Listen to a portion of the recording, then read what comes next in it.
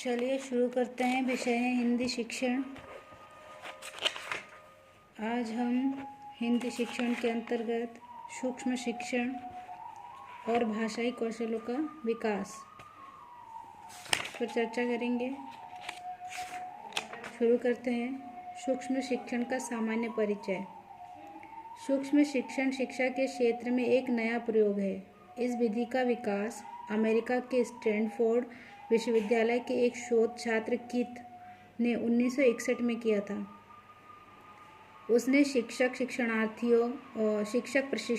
प्रशिक्षणार्थियों को 5-5 छात्रों की छोटी छोटी कक्षाओं में 10-10 मिनट शिक्षण करने का अवसर प्रदान किया और उन्हें यह आदेश दिया कि इस 10 मिनट में वे ऐसा कार्य करें जिसमें केवल किसी एक शिक्षण कौशल का प्रयोग करना पड़े। उसने इन शिक्षकों के पाठ शिक्षण को टेप रिकॉर्डर और वीडियो कैसेट्स में टेप किया और उसके तुरंत बाद उन्हीं शिक्षकों को अपना शिक्षण वीडियो पर दिखाया और सुनाया। इस प्रकार उसने शिक्षकों को अपने यथा शिक्षण कौशल के गुण दोष देखने समझने का अवसर दिया। इसके बाद उसने इन शिक्षकों को इसी स्तर और प्रकार की दूसरी कक्षाओं में भेजा और यथा पाठ को पुनः पढ़ाने को कहा और इस प्रकार उन्हें अपने यथा शिक्षण कौशल में तुरंत सुधार के अवसर प्रदान किए। आगे चलकर अमेरिका के एक प्रोफेसर एलन ने इस उपागम की विशद व्याख्या की और इसे सूक्ष्म शिक्षण अर्थात माइक्रो टीचिंग का नाम दिया। धीरे धीरे इसने शिक्षक शिक्षा के क्षेत्र में एक आंदोलन का रूप धारण कर लिया। अमेरिका से यहाँ शैक्षिक आंदोलन रूस तथा ब्रिटेन में पहुँचा। हमारे देश भारत में भी इस विधि की उपयोगिता को देखा जा एवं परखा जा रहा है। सूक्ष्म शिक्षण के पद। सूक्ष्म शिक्षण शिक्षकों को शिक्षण कौशलों में दक्ष करने की एक नई विधि है। इस विधि की कार्य प्रणाली को निम्नलिखित पदों में विभाजित किया जा सकता है। शिक्षण कौशलों को निश्चित करना। सर्वप्रथम शिक्षक प्रशिक्षणार्थी दोनों एक साथ बैठकर यह निश्चित करते हैं कि उन्हें कौन सा शिक्षण कौशल सिखाना है। दूसरा, शिक्षण कौशल से संबंधित सैद्धांतिक एवं प्रायोगिक ज्ञान। इस शिक्षण कौशल निश्चित करने के बाद शिक्षक प्रशिक्षणार्थी को यथा शिक्षण कौशल से संबंधित लिखित सामग्री पढ़ने को देता है। शिक्षक प्रशिक्षणार्थी इसका ध्यान कर यथा शिक्षण कौशल के स्वरूप, महत्व और प्रयोग की विधि के विषय में सैद्धांतिक ज्ञान प्राप्त करता है। इसके बाद शिक्षक प्रशिक्षणार्थी को यथा शिक्षण कौशल संबंधित आदर्श पाठ शिक्षण को वीडियो द्वारा दिखाता है।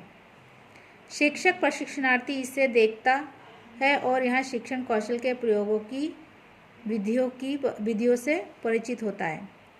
पाठ्य सामग्री का चयन और पाठ योजना निर्माण। इस प्रकार की पाठ्य सामग्री का चयन किया जाता है जिसमें प्रशिक्षण में केवल सीखे जाने वाले शिक्षण कौशल का ही प्रयोग करना पड़े और जिसे 10 मिनट के अंदर पूरा किया जा सके। इसके बाद शिक्षण की पाठ योजना तैयार की जाती है। पाठ शिक्षण, पाठ निरीक्षण और वीडियो टेप। अब शिक्षक प्रशिक्षणार्थी कक्षा में शिक्षण करता है और यथा शिक्षण कौशल का प्रयोग करता है और प्रशिक्षक पर्यवेक्षक के रूप में उसके पाठ शिक्षण का निरीक्षण टिप्पणी लिखता है। इसके साथ साथ इसका वीडियो कैसेट तैयार किया जाता है। पाठ अवलोकन एवं समालोचना। पाठ शिक्षण के तुरंत बाद शिक्षक प्रशिक्षणार्थी को उसके इस पाठ शिक्षण को वीडियो द्वारा दिखाता है और उससे अपने यथा शिक्षण कौशल के गुण दोष देखने और समझने का अवसर देता है। फिर वह शिक्षक प्रशिक्षक के साथ विचार विमर्श कर गुण दोष विवेचन कर निर्णय लेता है और यह जानने का प्रयत्न करता है कि जो कमियां हैं उन्हें कैसे दूर किया जाए। पुनर्वलन।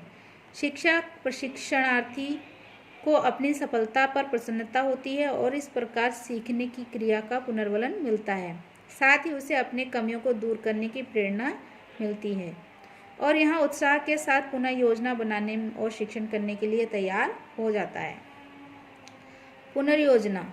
यदि शिक्षक प्रशिक्षक और शिक्षक प्रशिक्षणार्थी इस निर्णय पर पहुंचते हैं कि पाठ योजना के निर्माण में कहीं कमी है, तो वे सर्वप्रथम पाठ योजना को पुनः बनाते हैं और यह निश्चित करते हैं कि यथा शिक्षण कौशल का प्रयोग कहाँ और किस प्रकार करना है। पुनः शिक्षण एवं प्रतिपुष्टि। अब शिक्षक प्रशिक्षणार्थी उस स्तर एवं प्रकार की दूसरी कक्षा में जाता है और शिक्षण करता है और यथा शिक्षण कौशल का प्रयोग यथा सुधार करते हुए सावधानी के साथ करता है। इससे शिक्षण कौशल में प्रतिपुष्टि होती है।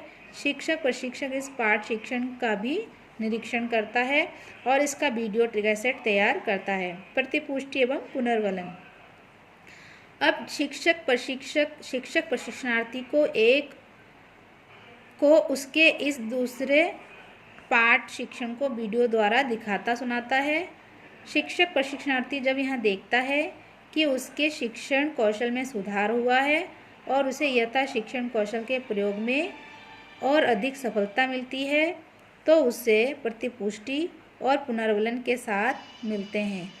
जो कुछ कमी रह जाती है उसे दूर करने के लिए पुनः विचार किया जाता है। पुनः शिक्षण चक्र पद 3 से 8 तक चलता है, 8 बार तक चलता है, जब तक शिक्षक प्रशिक्षणार्थी यथा शिक्षण कौशल को सीख नहीं जाता है। धन्यवाद।